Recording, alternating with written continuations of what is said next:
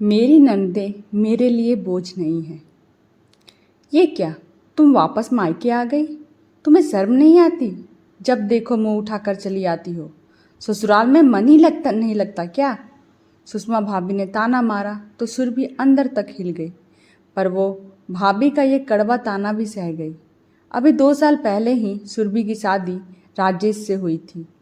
राजेश ज़्यादा पढ़ा लिखा नहीं था, छोटी सी दुकान चलाता था और सुरभि के सपने बहुत ऊंचे थे। पर कहते हैं ना, किस्मत के आगे किसी का जोर नहीं चलता है। अच्छी पढ़ी लिखी सुरभि की शादी राजेश से इसलिए करवा दी गई क्योंकि वो कम दहेज में मान गए थे। सुरभि के पापा की मौत तो काफ़ी पहले ही हो गई थी। मम्मी भी अपने बेटे पर निर्भर थी और जवान ननद भाभी के कलेजे में वैसे ही चुभती है। उन्हें लगता है जल्दी से इसका ब्याह हो तो छुटकारा मिल जाए। जगह जगह शादी की बात चलाई, पर पढ़ाई और गुण के लिए किसी ने नहीं पूछा। सब यही पूछ रहे थे, इकलौती बहन है, कितना शादी में लगा दोगे? सुरभि शादी नहीं करना चाहती थी। उसका मानना था कि पहले अपने पैरों पर खड़ी हो जाए फिर शादी कर लेगी। पर सुषमा भाभी ने एक लगा दी। अब ये लो, महारानी पहले नौकरी करेगी, फिर 2-3 साल बाद शादी करेगी। अब बूढ़ी होकर शादी करनी है क्या? समाज वाले हमारा जीना हराम कर देंगे, पर इसे तो हमारी परवाह ही नहीं है। अब देखो ना, शादी की उम्र में शादी नहीं करेगी तो घर बैठकर भी क्या करेगी? अब नौकरी कोई ऐसी तो धरी नहीं है जो चुटकी बजाते ही मिल जाएगी।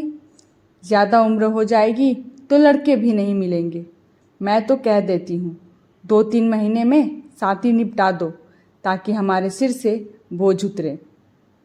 आगे हमारी भी जिंदगी है, कब तक कुंवारी ननद का बोझ सिर पर लेकर घूमेंगे? सुषमा भाभी ने अपना फैसला सुना दिया। उनके आगे किसी की भी नहीं चलती थी। भाई सुरेश ने हामी में गर्दन हिला दी और सुरभि की मम्मी सुनीता जी की बोलती बंद हो गई। इसी साल सुरभि ने बीएड पूरा किया था। बड़ी मुश्किल से उसने ये डिग्री पूरी की और अब वो नौकरी करना चाहती थी, पर सुषमा ने पूरा घर सिर पर उठा लिया था।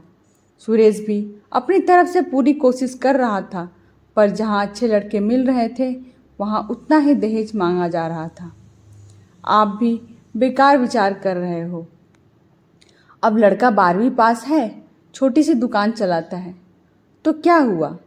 दहेज की तो मांग नहीं है। मैं तो कह रही हूँ कि आंख मूंद कर हाँ कर दो, और मम्मी जी और सुरभि से कह दूंगी हम तो इसी लड़के से शादी करेंगे। अब लाखों का दहेज हमारे पास में नहीं है। सुरेश ने घर पर बात की तो सुनीता जी बोली, एक ही बहन है, उसे भी कुएं में धक्का देगा क्या? घर वर तो अच्छे से देख ले। सुरभि तो अच्छी पढ़ी लिखी है, वो 12वीं पास के साथ में कैसे रह पाएगी? कैसा भाई है? अपनी छोटी बहन भी बोझ लगने लगी है। मम्मी, सिर्फ सुरभि ही नहीं, आप और मेरी पत्नी भी मेरी जिम्मेदारी है। मेरे बच्चे भी तो हैं, मुझे उनका भविष्य भी देखना है। सारा धन बहन के ब्याह में लगा दूंगा तो मेरे बच्चों के भविष्य का क्या होगा? फिर मैं भी बहुत ज़्यादा तो कमाता नहीं हूँ। मुझे तो ये रिश्ता ठीक लग रहा है। लड़के वालों की कोई मांग भी नहीं है, इसलिए मैं तो हाँ कहने जा रहा हूँ। ये सब सुरभि भी सुन लेती है। भैया, आप मेरे जीवन का फैसला करने जा रहे हो और मुझसे एक बार भी पूछा नहीं। मेरी इच्छा और मेरी मर्जी क्या है? आपको भी मेरी नौकरी करने से दिक्कत है? मुझे अपनी ज़िंदगी के 2 साल दे दो। मेरे पास बीएड की डिग्री है, फिर मैं कमाऊंगी तो आपका बोझ भी हल्का हो जाएगा।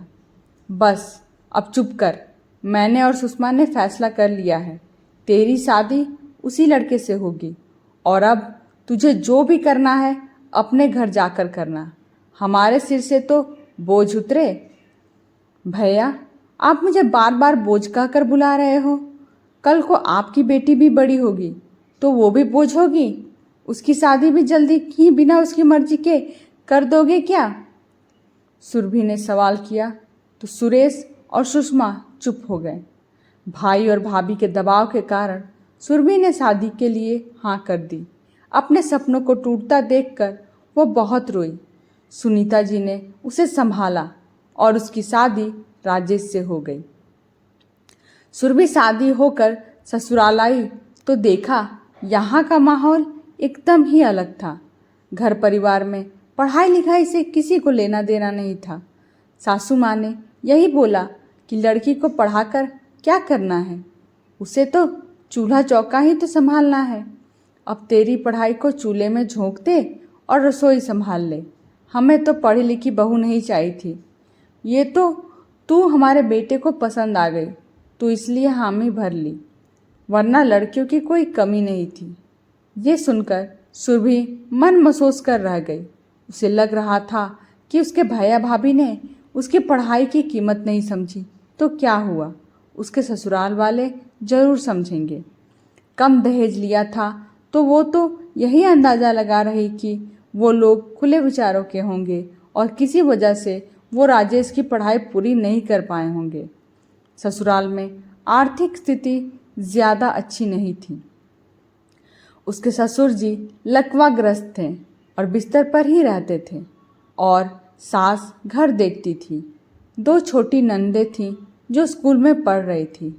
राजेश ही एकमात्र कमाने वाला था और घर उसी से चल रहा था।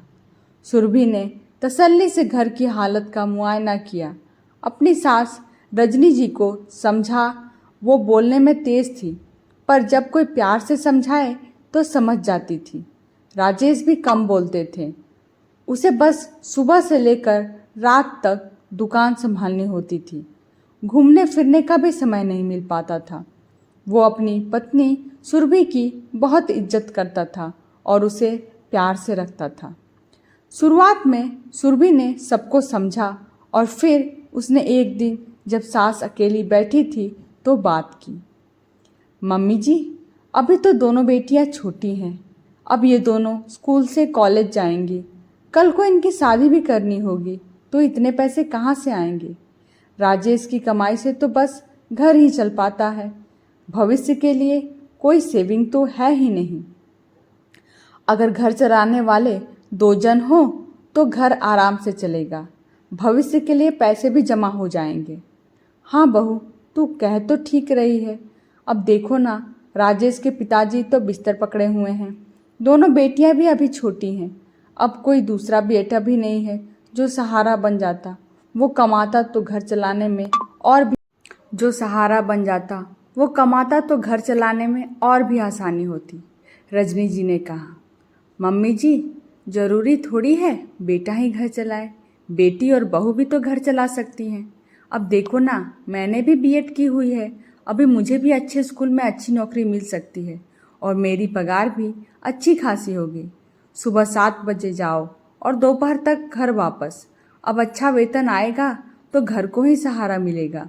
दोनों नंदों का जीवन संवर जाएगा। अब ये भी अकेले कितना और क्या कर लेंगे। सुरभि ने इतनी आसानी और शांतिपूर्वक समझाया तो उनके दिमाग में ये बात तो बैठ ही गई। उस वक्त उसकी सास कुछ नहीं बोली और ना ही गुस्सा हुई। अगले दिन जब दोनों बेटियां स्कूल जा रही थीं तो उन्होंने देखा कि एक के जूते घिस गए हैं। तूने बताया नहीं तेरे जूते घिस गए हैं? भैया नए दिला देता। मैंने भैया को बताया था पर वो बोले अभी इसी से काम चला ले, अगले महीने दिला देंगे। भैया हमेशा ऐसा ही करते हैं, हर ज़रूरत को अगले महीने पर टाल देते हैं। और वो रुआंसी होकर स्कूल चली गई। ये सुनकर रजनी जी गंभीर हो गई और सुरभि के प्रस्ताव पर सोचने लगी। अगर सुरभि खुद नौकरी करना चाहती है तो बुराई क्या है। वो घर पहले की तरह संभाल ही लेंगी। अभी तो उनका बुढ़ापा और दोनों बेटियों का भविष्य भी है। उन्होंने सबको बुलाया और कहा कि वो चाहती हैं कि बहू नौकरी करे। मैं घर संभाल लूँगी, राजेश और सुरभि बाहर का संभाल लेंगे तो जीवन की गाड़ी सही चलने लगेगी। ये सुनकर सुरभि बहुत खुश हो गई और अपने मायके अपनी डिग्री लेने चली गई। सुषमा ने उसे देखते ही ताना मारा और मुंह बनाया, पर सुरभि ने इसकी परवाह नहीं की और अपनी मम्मी सुनीता जी को बताया कि उसकी सास उसकी नौकरी करने के लिए राज़ी हो गई हैं। वो अपनी मार्कशीट, सर्टिफिकेट और डिग्री लेने आई है। ये सुनते ही सुषमा चौंक गई। वो तो कभी नहीं चाहती थी कि उसकी ननद नौकरी करे और अच्छी जिंदगी जिए। आखिर उसके ससुराल वाले राजी कैसे हो गए? बहुत कोशिश करने पर भी सुरभि ने ये ना बताया कि आखिर उसकी सास उसकी नौकरी करने के लिए कैसे राजी हो गई। सुरभि एक समझदार बहू थी। अब ससुराल ही उसका अपना घर है और वो अपने घर की परेशानी, अपने घर की बात घर में ही रखना चाहती थी। सुरभि ने शांतिपूर्ण ढंग से अपना सामान लिया और अपने ससुराल चली ही थी। पर जाने से पहले वो अपनी भाभी सुषमा को कह कर गई, भाभी आपने तो बहुत कोशिश की थी कि मेरी ज़िंदगी नर्क बन जाने की, पर मैंने भी ठान लिया था कि मैं अपनी ज़िंदगी संवार ही लूँगी। इतनी मेहनत से दिन रात जाग कर जो मैंने पढ़ाई की है उसे इस तरह तो बर्बाद नहीं होने दूँगी। मैं अपने पैरों पर एक दिन ज़रूर खड़ी होकर दिखाऊंगी। इसलिए मैंने कोशिश की और मैं जीत गई। अब कुछ ही दिनों में मेरी नौकरी लग जाएगी, फिर मैं अच्छा कमाने भी लगूंगी। अच्छा, वैसे आपको कितनी पगार मिलेगी? सुषमा ने मन लेते हुए कहा। भाभी, अब कितनी भी पगार मिले वो आपके लिए नहीं होगी। मेरी सारी कमाई मेरे अपने घर ससुराल वालों के लिए ही होगी। आपको तो 1 रुपया भी नहीं मिलेगा। ये कहकर सुरभि ससुराल चली गई। कुछ दिनों की मेहनत और इंटरव्यू के बाद उसे एक अच्छी स्कूल में टीचर की नौकरी मिल गई। अब सुरभि अच्छा खासा कमाने लगी। घर की आर्थिक स्थिति भी सुधरने लगी। घर वालों की ज़रूरतें भी पूरी होने लगी। समय के साथ सुरभि के एक बेटा भी हो गया और उसका प्रमोशन भी हो गया। अब वो सीनियर टीचर बन गई। उसकी पगार भी बढ़ गई। एक दिन सुबह घर में कोहराम मच गया। सुरभि के ससुर जी अचानक चल बसे। पिछले 4 सालों से वो बिस्तर पर ही थे। सुरभि ने बड़ी मुश्किल से अपनी सास रजनी जी को संभाला और ढांढस बंधवाया। सुरभि अब सीनियर टीचर से स्कूल की प्रिंसिपल बन गई। कुछ सालों बाद दोनों नंदें बड़ी हो गई। उन्होंने कॉलेज की पढ़ाई पूरी कर ली तो अब रजनी जी को उनकी शादी की चिंता सताने लगी। वो जल्दी से दोनों की शादी कराना चाहती थी। एक दिन अचानक मायके से फ़ोन आया कि सुरभि के बड़े भाई सुरेश की अचानक मृत्यु हो गई। उसे अपने मायके जाना पड़ा। 13वीं तक वह वहीं पर रुक गई थी। उसकी भतीजी की पढ़ाई पूरी नहीं हुई थी। सुषमा अपनी बेटी पढ़ाई को लेकर चिंतित थी और घर में कमाने वाला चला गया था। भाभी, आप बिटिया की पढ़ाई की चिंता मत करना, उसका सारा खर्चा मैं उठाऊंगी और वो इंजीनियर बनना चाहती है तो उसे अच्छे से अच्छे संस्थान में पढ़ाऊंगी। ये सुनते ही सुषमा शर्म से ज़मीन में गड़ गई। सुरभि, मुझे माफ़ कर दो, मैंने तुझे बोझ समझा, शादी ज़बरदस्ती करवा दी और तुम मेरे बेटी के लिए इतना सोच रही हो। भाभी, जो हुआ उसे भूल जाओ। अब हमें अपनी बेटी का जीवन संवारना है। सुरभि ने भाई की बेटी की भी जिम्मेदारी उठा ली। वह ससुराल आ गई। यहाँ रजनी जी बेटी के लिए लड़का तलाशने में लगी हुई थी, लेकिन सुरभि इसके लिए तैयार नहीं थी। उसका मानना था पहले दोनों अपने पैरों पर खड़ी हो जाएं, फिर जाकर शादी के बारे में सोचेंगे। उसने रजनी जी को समझाया, मम्मी जी, मेरी नंदें मेरे लिए बोझ नहीं हैं जो मैं इन्हें शादी करके उतार दूं। मेरी नंदों को मैंने बेटियों की तरह पाला है, इसलिए ये मेरी जिम्मेदारी है कि जब तक ये दोनों अपने पाँव पर खड़ी नहीं हो जाती तब तक मैं इनकी जिम्मेदारी उठाने को तैयार हूँ। अपने पैरों पर खड़ी होंगी तो ये दोनों एक बेहतर ज़िंदगी जी पाएंगी। लेकिन सुरभि बेटियों को इनके घर भेज देते हैं, बाद में ये अपने हिसाब से ससुराल में पढ़ लेंगी। रजनी जी बोली, नहीं मम्मी जी, आप माँ होकर ऐसे कह सकती हैं। बेटियों को हम दूसरे घर पूरी तरह तैयार करके भेजेंगे ताकि इन पर कभी कोई मुसीबत आए तो ये पूरी तरह से उसका सामना कर सके। मेरी दोनों नंदे मेरी बेटियां जैसी हैं। जो मेरे साथ हुआ वो मैं इनके साथ नहीं होने दूंगी। मेरे पास भी डिग्री थी तो मैं नौकरी करके घर चलाने में सहयोग दे पाई। हाँ बहू, मैं तो भूल ही गई थी। अब जैसा तू और राजेश चाहेगा वैसा ही होगा। जब तुमने नंदों को बेटियां मान लिया है तो तुम इनका भला ही सोचोगी। सुरभि ने अपने साथ साथ भाई की बेटी और अपनी नंदों का भी जीवन संवार दिया। दोस्तों, परिवार में एक स्त्री पढ़ती है, पैरों पर खड़ी होती है तो पूरे परिवार के बारे में सोचती है। आत्मनिर्भरता ही आजकल की स्त्री की सच्ची पहचान है। आशा है आज की कहानी आप लोगों को पसंद आई होगी। मेरी चैनल को लाइक करें, शेयर करें और सब्सक्राइब करें। और हाँ, बेल आइकन को प्रेस करना ना भूलें ताकि मेरी आने वाली सभी वीडियोस की नोटिफिकेशन सबसे पहले आपको प्राप्त हो। तब तक के लिए धन्यवाद।